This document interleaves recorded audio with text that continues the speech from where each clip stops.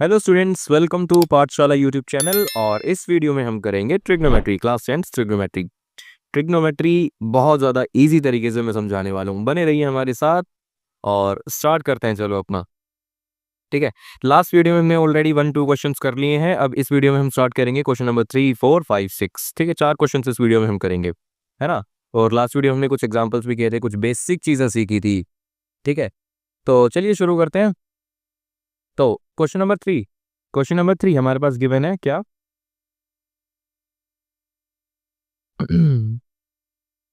हाँ, तो question number 3 हमारे पास है कि if sine A is equal to 3/4 calculate cos A and tan A. ठीक है, हमें क्या बताना है, देखते हैं एक बार। ये लो, ये हमारा हो गया ट्रायंगल। ठीक है, साइन ए की वैल्यू दे रखी है, तो साइन ए दे रखा है, तो साइन ए 90 डिग्री नहीं हो सकता, ये बात ध्यान रखना। ठीक है ना, ए की जो वैल्यू है यानी एंगल ए 90 डिग्री नहीं हो सकता, क्योंकि साइन cos tan या जितने भी ट्रिग्नोमेट्रिक रेशियोज हैं वो 90 डिग्री को ध्यान में रखते हुए नहीं निकालते हम। ठीक है, इसको मान लेते हैं हम 90, क्या बोल रहा हूँ मैं, इसको मान लेते हैं एंगल ए। ठीक है, तो ये हमारा बी मान लेते हैं, तो इसको मान लेंगे सी। ठीक है, सो साइन ए की वैल्यू 3/4 गिवन है, साइन ए की वैल्यू 3/4 गिवन है। Sine A equal to 3/4। अगर वैसे वैल्यूज की बात करें तो होती क्या है, ये होती है p/h, है ना, याद है। p/h का मतलब क्या हुआ, परपेंडिकुलर डिवाइडेड बाय हाइपोटेन्यूस। ठीक है, अब देखो एंगल क्या है इसमें, ए है, ये रहा ए। अगर एंगल ए से ले रहे हैं तो इसके सामने वाली साइड क्या हो जाएगी, सामने वाली साइड बोले तो बीसी, है ना, ये वाली बीसी। याद आया कुछ, लास्ट क्लासेस में हमने किया था। ठीक है, तो बीसी जो है हमारी परपेंडिकुलर है विच इज 3, है ना, और हाइपोटेन्यूस कितनी हो जाएगी 4। ठीक है, तो बेस हमें फाइंड आउट करना पड़ेगा पहले तो, कॉस और टेन की वैल्यूज निकालने के लिए। हालांकि कॉस में बेस नहीं आता, टेन में आता है बेस। ठीक है, तो निकालते हैं बाय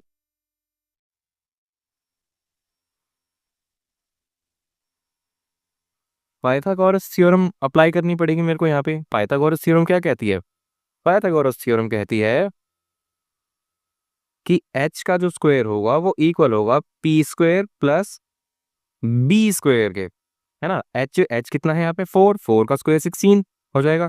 p कितना है 3, 3 का स्क्वायर लिखेंगे यहाँ पे, प्लस बी हमें पता नहीं, तो बी की जगह ए बी लिख लेते हैं, ए बी का स्क्वायर, है ना, ए बी तो बेस है ना, ये वाली साइड। ठीक है, फिलहाल 4 का स्क्वायर होता है 16 इक्वल टू 3 का square which is 9 plus A B का स्क्वायर। ठीक है, 16 minus 9 equal to A B का स्क्वायर। ए बी को इधर ले आते हैं, ए बी का स्क्वायर इक्वल टू 16 माइनस 9 कितना होगा, 16 माइनस 9 हो जाएगा हमारा 7। सो ए बी की जो वैल्यू होने वाली है वो हो जाएगी √7, है ना, यहाँ से रूट हटाऊंगा वहाँ पे 7 लग जाएगा। तो स्टूडेंट्स, अगर आपको कोई भी चीज़ ऐसी लगती है कि किसी भी चीज़ में डाउट है, चाहे वो कितनी ही छोटी क्यों ना हो, आप मेरे को कमेंट करके ज़रूर बता सकते हैं। आपके डाउट्स को बिल्कुल सीरियसली लिया जाएगा, हर एक डाउट को लिया जाएगा बल्कि। ठीक है, तो ये मत समझना कि ये मेरा छोटा सा डाउट है। अरे भाई, छोटे छोटे डाउट ही तो होते हैं जो मार्क्स कटवा सकते हैं एग्जाम में। ठीक है, फिलहाल सो ए बी की वैल्यू आ चुकी है हमारे पास √7, तो ये जो ए बी है ये हमारा √7 है। अब हमें तीनों साइड्स पता लग गई हैं, अब हम रेशो बड़े प्यार से निकाल सकते हैं। ठीक है ना, सो हमें tan ए निकालना है, नहीं पहले cos ए निकालना है, cos ए निकालना है। cos की वैल्यू होती है b/h, है ना। एंगल देखो हमारा ए से निकालना है, हमें एंगल ए से निकालना है, तो इसके लिए सामने वाली साइड परपेंडिकुलर है, यानी BC जो है वो परपेंडिकुलर है विच इज 3। लेकिन परपेंडिकुलर का हमें यहाँ पे काम नहीं है, हमें तो बेस चाहिए, सो बेस हो जाएगा हमारा √7। ठीक है, ये हो जाएगा √7 डिवाइडेड बाय हाइपोटेन्यूस। हाइपोटेन्यूस कितना था 4। ठीक है, बस हो गया खत्म, सिंपल। इसी तरह से tan की भी वैल्यू निकाल लेंगे। tan होता है हमारा p/b, perpendicular divided by base. तो परपेंडिकुलर क्या है इसमें, 3 डिवाइडेड बाय बेस, बेस कितना है हमारा √7। ठीक है, बस ये,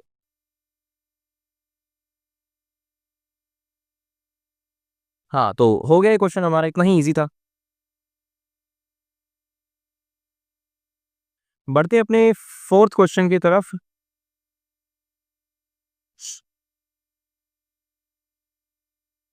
तो फोर्थ क्वेश्चन में हमें गिवन है कि 15 cot a की वैल्यू 8 है। अरे 15 cot a का मतलब क्या होता है, 15 cot a की वैल्यू तो हमें पता ही नहीं। हमें तो कॉट ए की वैल्यू पता होती है, मतलब कॉट की वैल्यू पता होती है which is B by P, है ना। लेकिन 15 कॉट ए की वैल्यू कैसे निकालेंगे? तो कुछ नहीं करना है इसमें। 15 जो यहाँ पे मल्टीप्लाई में है,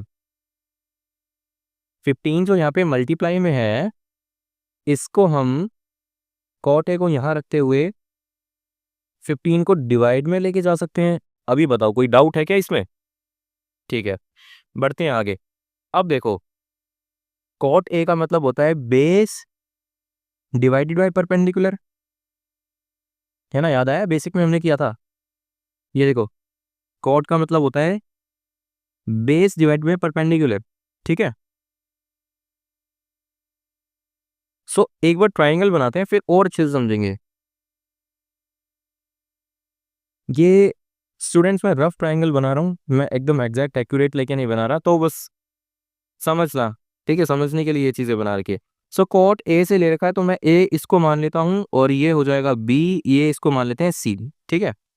कॉट ए से ले रखा है, अब कॉट ए से लिया है तो सामने वाली साइड इस बेस, ये मतलब देखो यहाँ बेस है ना ये, और ये परपेंडिकुलर है, ठीक है। अब एंगल ए है तो सामने वाली साइड परपेंडिकुलर होगी, तो यानी बी सी परपेंडिकुलर होगी, और इधर से क्या है परपेंडिकुलर हमारा 15, तो ये 15 है। और बेस की वैल्यू कितनी हो जाएगी इधर? बेस हो जाएगा हमारा 8, ठीक है। अब हमें निकालना क्या है, एक बार हाइपोटेनस हमें फाइंड आउट करना पड़ेगा, है ना। हमें हाइपोटेनस फाइंड आउट करना पड़ेगा, बिना हाइपोटेनस के हम साइन की वैल्यू या सेक की वैल्यू नहीं निकाल सकते, तो निकालते हैं। तो अगेन वही करना पड़ेगा हमें, बाय पाइथागोरस थ्योरम, पीजीटी लिख लेते हैं इसको डायरेक्ट, ठीक है। पीजीटी, तो एच का square equal to P square plus B square, है ना। ये तो बहुत बार कर लिया, अब लास्ट क्लासेस में भी बहुत बहुत बहुत बार कर रखा होगा आपने, ठीक है ना। तो एच कितना है हमारा? ए सी हमारा एच है, हमें पता नहीं कितना है ए सी, और परपेंडिकुलर है हमारा बी सी का स्क्वायर प्लस बेस है हमारा ए बी का स्क्वायर।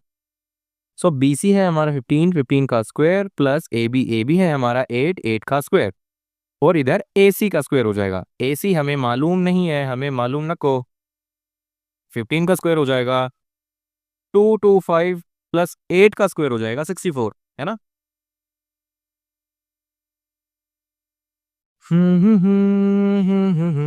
5 और 4 9, 2 और 6 8, और ये 289। हाँ, सो 289 किसका स्क्वायर है? तुम्हें लग रहा है क्या किसी का स्क्वायर है? अंडर रूट 289, जी बिल्कुल, ये 17 का स्क्वायर होता है, तो मैं रूट से बाहर निकाल के इसको 17 लिख सकता हूँ, 18 को, ठीक है ना। 18 को 289 को क्या मैं 17 नहीं लिख सकता अंडर रूट 289 को, है ना। याद है ना आपको स्क्वायर्स, ठीक है। तो ये हो गया मेरा ए सी की वैल्यू विच इज 17। अब हमें क्या फाइंड आउट करना है? अब हमें फाइंड आउट करना है sine A and sec A. Sine A और सेक ए की वैल्यू हमें फाइंड आउट करनी है।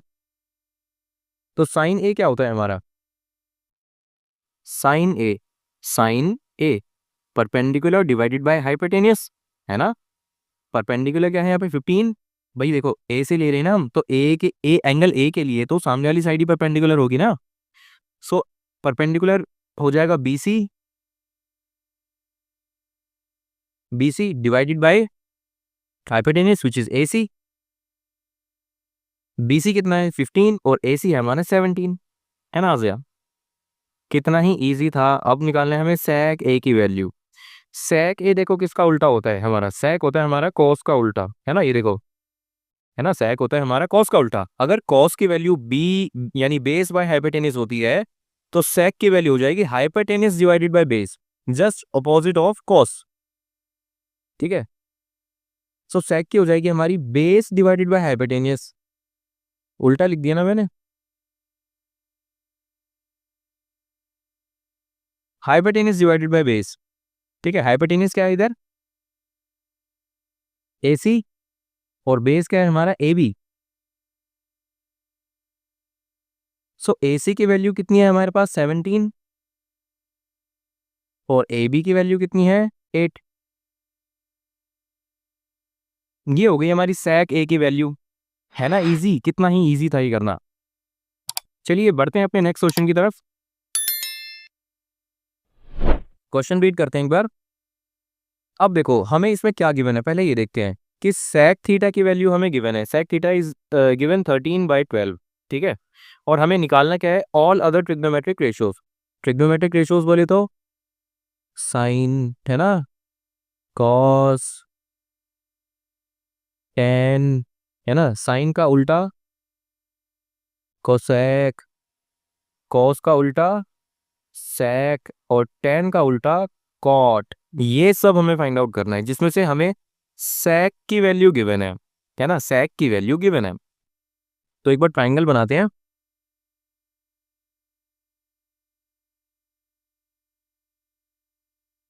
इसको थीटा मानते हैं। अब देखो यहाँ पे इससे पहले वाले क्वेश्चंस में हमें ए और बी के फॉर्म में गिवन था, ये है ना एंगल, लेकिन यहाँ पे थीटा के रूप में गिवन है। इससे कोई फर्क नहीं पड़ता है ना, it doesn't make any difference, चाहे कुछ भी गिवन हो, ठीक है ना। तो हम इस वाले एंगल को थीटा मान लेते हैं और पूरे ट्रायंगल का नाम दे देंगे हम ए बी सी, है ना, पूरे ट्रायंगल का नाम दे दिया मैंने ए बी सी, ठीक है। अब देखो sec थीटा की वैल्यू गिवन है 13/12। sec थीटा होता क्या है वैसे, sec थीटा होता क्या है, sec थीटा होता है हमारा cos का उल्टा, और cos होता है हमारा बेस बाय हाइपोटेनस, तो sec थीटा हो जाएगा hypotenuse divided by base, h by b, है ना। और वैल्यू तो 13 और 12 गिवन है हमें, तो इसका मतलब है h 13 होगा, AC हाइपोटेनस है तो ये 13 होगी, और बेस 12 होगा, है ना, दिस इज बेस। तो हमें हाइपोटेनस फाइंड आउट करना है, सॉरी परपेंडिकुलर फाइंड आउट करना है। निकालते हैं एक बार पाइथागोरस थ्योरम को अप्लाई करके, बाय PGT, ठीक है। सो ये हो जाएगा AC का square which is hypotenuse equal हो जाएगा AB का square which is perpendicular and BC का square that is base. AC हमें गिवन है 13 का स्क्वायर करना पड़ेगा, AB हमें गिवन है पता नहीं, प्लस BC हमें गिवन है 12 का स्क्वायर, ठीक है। सो 13 का स्क्वायर इज 169, AB का स्क्वायर हमें पता नहीं, प्लस 12 का स्क्वायर, 12 हो जाएगा हमारा 144, है ना। अब 169 माइनस 144 ये इक्वल हो जाएगा AB के स्क्वायर के, ठीक है। सो अल्टीमेटली AB का स्क्वायर क्या होने वाला है, 169 माइनस 144 कितना हो जाएगा, ये 25। सो AB हो जाएगा √25, जो कि देगा हमें AB की वैल्यू 5, ठीक है। AB की वैल्यू आ गई हमारे पास 5। अब हम सारी चीजें बड़ी ही आसानी से निकाल सकते हैं, अब हम बहुत सारी चीजें आसानी से निकाल सकते हैं, है ना।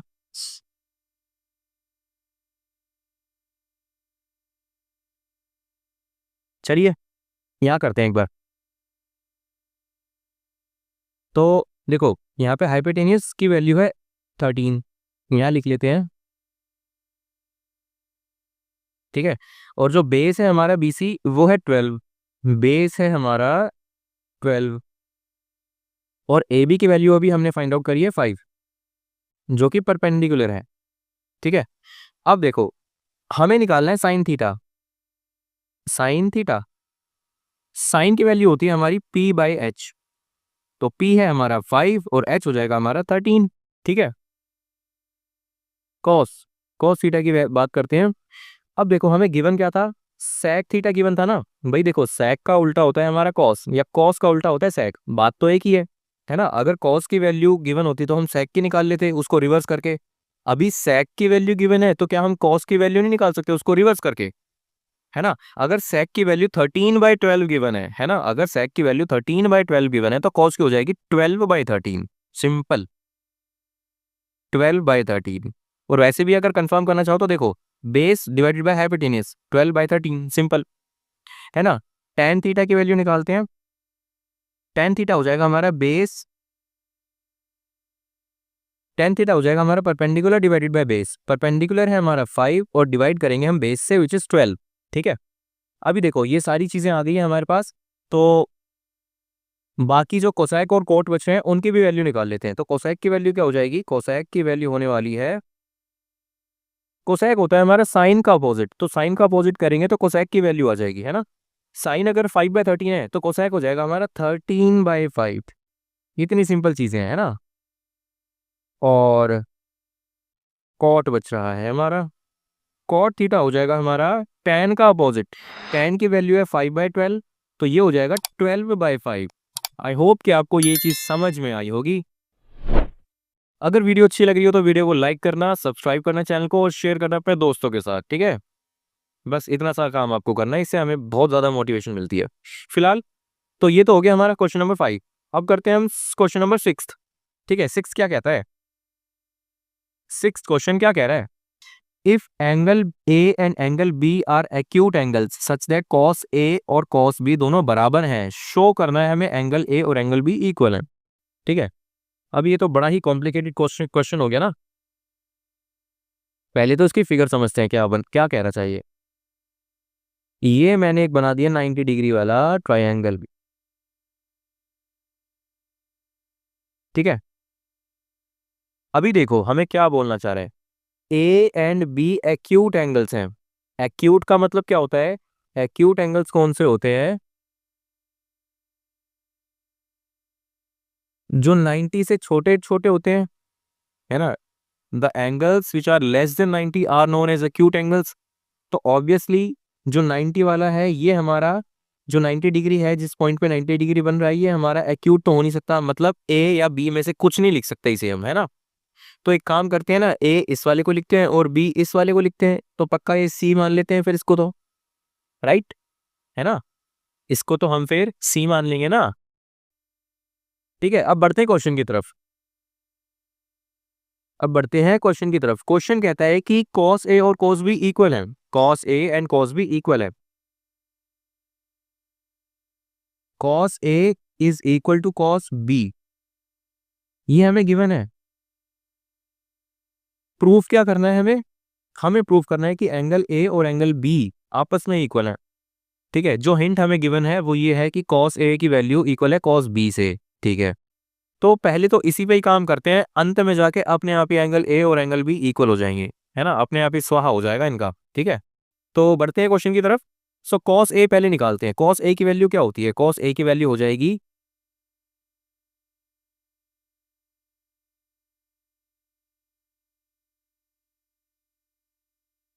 cos की वैल्यू होती है हमारे पास b/h, है कि नहीं? होती है ना। लेकिन हमें निकालना है पहले cos ए से, है ना, cos ए से, यानी ये एंगल मान के चलना है। अब एंगल ए है तो इसके सामने वाली साइड परपेंडिकुलर माननी पड़ेगी हमें, है ना। और बेस हो जाएगी ए सी, A C will be base. ठीक है, तो ये होता है बेस। अब तो ए सी बेस है तो A C divided by hypotenuse. Hypotenuse तो सेम ही रहता है, जो कि इस केस में ए बी है। लिख दिया मैंने ए बी, ठीक है ना। सो कॉस ए की वैल्यू है A B A C divided by A B. ठीक है, ऐसे ही यहाँ पे हम अगर कॉस बी की वैल्यू निकालना चाहें, कॉस बी, अभी देखो, अभी देखो,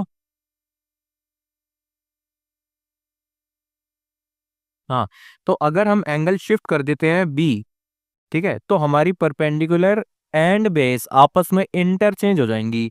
यानी जो पहले हमारा परपेंडिकुलर था वो बेस बन जाएगा और जो बेस था वो परपेंडिकुलर बन जाएगा। सिंपल सी चीज है ना। 3-4 वीडियो से मैं यही बताने की कोशिश कर रहा हूँ आपको, है ना। और मैं बार बार इसीलिए रिपीट कर रहा हूँ ताकि आपके दिमाग में एकदम अच्छे से बैठ जाए, है ना, आपके सेरेबेलम में बैठ जाए ये बात। ठीक है, तो ये हमारा परपेंडिकुलर हो जाएगा अगर हम एंगल बी को मान के चल रहे हैं तो। ठीक है ना, तो बेस हो जाएगा फिर इस केस में BC. So BC divided by A B. ठीक है ना। अब ए की वैल्यू है, कॉस ए की वैल्यू है A C divided by A B, और कॉस बी की वैल्यू है B C divided by A B. ठीक है ना। लेकिन हमें ये तो इक्वल गिवन है ना। अगर हमें कॉस ए और कॉस बी इक्वल गिवन है, इसका मतलब हुआ कि इनकी वैल्यूज भी इक्वल होगी। कॉस ए की वैल्यू है A C divided by A B और कॉस बी की वैल्यू है B C divided by A B. ठीक है, ए सी की वैल्यू हो जाएगी B C divided by A B into A B. ये जो ए बी था मैंने उधर शिफ्ट कर दिया। ठीक है, सो ए बी से ए बी कैंसल आउट हो जाएगा, हमारे पास अल्टीमेटली बचेगा A C divided by B C. A C divide बोल दिया मैंने, A C equal to B C. A C equal to B C का मतलब क्या हुआ? देखो ये हमारा ट्राइंगल था, मैं बना के दिखाता हूँ। ये हमारा ट्राइंगल है जिसमें, हाँ, ये सी है, ये ए है, ये बी है। ठीक है, हमारा क्या आया ultimate result, A C equal to B C. A C यानी this side is equal to this side. अभी ये किस तरह का ट्राइंगल बन गया, अभी ये किस तरह का ट्राइंगल बन गया? तुम्हें पता है कि एक राइट एंगल ट्राइंगल में जो हाइपोटेनस होती है वो लॉन्गेस्ट साइड होती है, यानी इसमें सबसे बड़ी तो ए बी होगी क्योंकि हाइपोटेनियस है, सिंपल। ठीक है, लेकिन जो बाकी दोनों साइड है वो इक्वल हो भी सकती है, नहीं भी हो सकती, लेकिन इस केस में इक्वल है, A C equal to B C है ना? तो इसका मतलब ये हुआ कि ये आइसोसेलेस ट्राइंगल है ना? A C B is an isosceles triangle क्योंकि A C equal to B C है, and hence therefore the angles made by them, जो एंगल ए सी पे आता है वो ए है और जो बी सी पे आ रहा है वो बी है, तो ये भी इक्वल होंगे। तुम्हें पता है ना कि एंगल जो आइसोसेलेस ट्रायंगल होते हैं उसमें दो साइड इक्वल होती हैं, और उन दो इक्वल साइड्स के द्वारा बनाए गए एंगल्स भी इक्वल होते हैं। यानी इस केस में देखो जो ए सी साइड है उसके द्वारा बनाया गया एंगल ये वाला है, एंगल ए। ठीक है, ये साइड और ये रहा एंगल। ठीक है, और जो बी सी साइड है, बी सी पे ये वाला एंगल बन रहा है। अब ये वाली साइड और ये वाली साइड इक्वल है तो इसका मतलब है कि इन दोनों के द्वारा बनाए गए एंगल्स भी इक्वल होंगे। ठीक है, आई होप कि ये आपको क्वेश्चन समझ में आया। Thanks to. अगर वीडियो अच्छी लगी तो वीडियो को लाइक करना, चैनल को सब्सक्राइब करना, शेयर करना अपने दोस्तों के साथ। और आपको तो पता ही है हमारा एम क्या है, हमारा मोटिव क्या है कि साल के अंत तक इतनी बढ़िया तैयारी कर डालनी है कि शायद ही कोई आपकी टक्कर का हो, है ना? शायद ही कोई आपकी टक्कर का हो। अगर आपने इस चैनल पे इतनी मेहनत कर दी तो, हमारी जितनी मेहनत कर दी तो, जितनी मेहनत हम कर रहे हैं उतनी ही आपको भी करनी पड़ेगी। ठीक है, सो वेल, इसी के साथ खत्म करते हैं इस वीडियो को। मिलते हैं आपसे अगली वीडियो में, तब तक के लिए प्रैक्टिस करना मैथ्स को भर भर के, और मिलते हैं आपसे अगली वीडियो में। बाय।